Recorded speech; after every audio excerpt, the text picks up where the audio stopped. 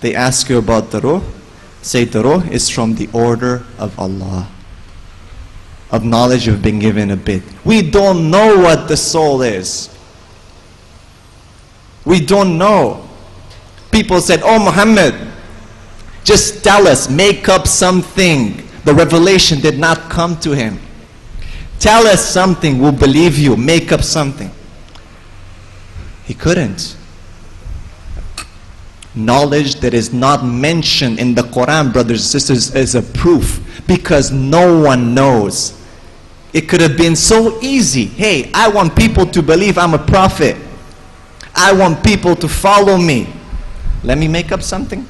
The soul is this and this. Many people have done it. Yet the Prophet ﷺ remains silent. This is a very deep point. A very big proof. A very, very deep point.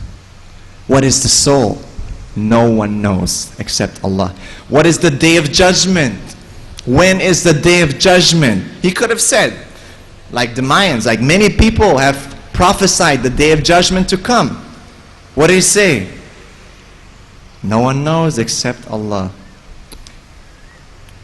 Just a little interfaith thing here. When Isa alayhi salam was asked by that person, when is the hour? What did he reply? Of the hour, knowledge has no one except the Father. Not the angels in heaven. No one except the Father. How can Isa alayhi salam, a'udhu billah, be God and he does not know when the day, when the hour is? Can you see the trend? Prophet does not know. Prophet does not know. No one knows. Not even the angels except Allah. But yet it would have been very easy for people to just say. People would have said, whoa, this is the one guy who knows it. He must be from God. He's the only one who knows it. Everyone else doesn't. They messed up. They don't know it. Or he says he knows it. He's a prophet. Okay. He says, no, I don't know. Subhanallah. Prophet Muhammad sallallahu alayhi wa sallam. What is truth? His life was truth.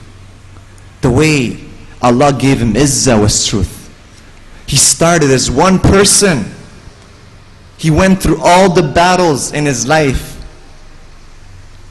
And no one got rid of him. No one. And then he passed away. Even when that Jewish woman tried to poison him, and his companion ate from the meat and passed away right there the same day, he still lived on, even though those effects were carrying on with him till the day he died. He lived on to complete the message. Subhanallah, a deep point. Someone next to you ate from the same thing you ate and passes away, and you move on. His life, the way he lived, the love that he spread, the understanding of God that he spread. Anyone who lived with the Prophet Muhammad sallallahu alaihi wasallam, if he was a fake, could have exposed him. These people knew how many white hairs he had in his beard. 17. We know that he had 17 gray hairs in his beard. Don't you think that people would have known a fool and a liar by living with him so much? How much they loved him, that when they entered Jerusalem and they asked, because Bilal radiallahu anh, he refused to give the adhan because you know what, he couldn't reach Ashhadu anna Muhammad Rasulullah. He would cry. He could not go to that to say Muhammad with his words. That's how much he loved him. And when they entered Jerusalem and they said, Bilal, do us the honor, go and please call the adhan. And he got up there and he said, Allahu Akbar, Allahu Akbar, Ashhadu an la ilaha illallah, Ashhadu an la ilaha illallah. When he reached Ashhadu anna Muhammad, he could not move. And every single Sahaba started crying. These are people who used to bury their daughters. These are people with the hardest in their hearts. What man can change that heart? What man except the Prophet from God? Prophet Muhammad sallallahu alaihi wasallam, a man from amongst men. If this Quran would not be from God and it would be from other, why would Prophet Muhammad scold himself in the Quran? How many times in the Quran Allah subhanahu wa ta'ala corrects certain things? If I would want people to follow me, to believe I am a prophet, I would put only good things about me. Not such thing as abasa wa tawalla. It's a deep point. This is a very deep point. If he, as people claim, was a liar and a charlatan, trying to get people to be fooled and to give him money and power, would you correct yourself? Would you expose your mistake? Only God can expose people's mistakes. And the Prophet ﷺ was a man. The best man, but he was a man. And Allah taught him so we can learn. My brothers and sisters, I would love to speak to you more and more about this because it's very dear to my heart. And the proofs for Islam being the ultimate truth, I don't think we could ever cover them, brothers and sisters. I don't think we could ever cover them. No speech can ever do justice to this topic. Not me standing here in front of you. I'm sorry. Please forgive me that I did not give a better speech, that I did not do my best to maybe touch your hearts. Please do not let my speech stop you from knowing more. Please forgive me if I made any mistake in my speech, or I was not able with my words to show you the little that I've gathered for this speech. What is the truth? What is the ultimate truth? My brothers and my sisters, we all have exams in life. You're all here professional students, and you know what happens if you don't prepare for your finals.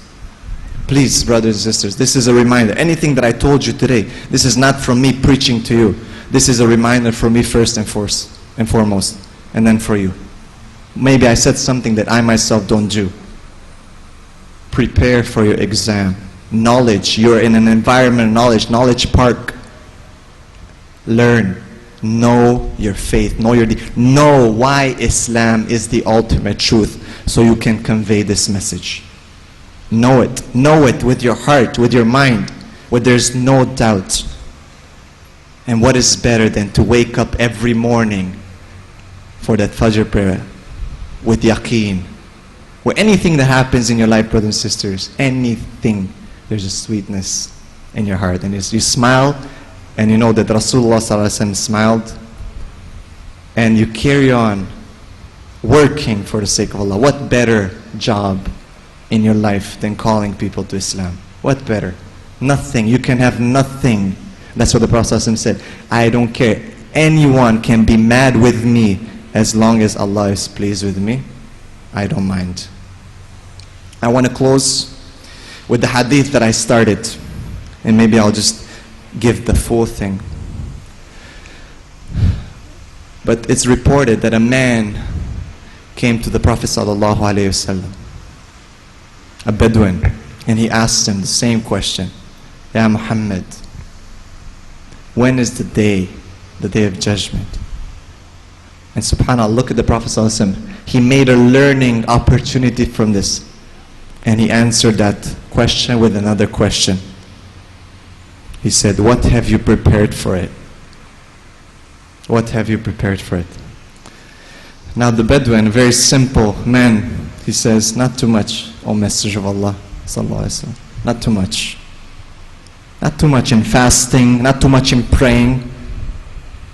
Meaning that he did the basics, 5 days a week, 5 times a day, every day, fasting Ramadan, all the fara'id. But not more than that, not too much, he said. But he says something very, very deep. But I love you. I love you, he said. What did this Prophet say? Al-mar'u ma'a man ahab. The man is with him who he loves. Anas ibn Malik, reporting this hadith, says, till that day, I never thought that I would ever see Prophet Muhammad sallallahu alaihi wasallam again after he dies. But now, I'm sure that I will be with him.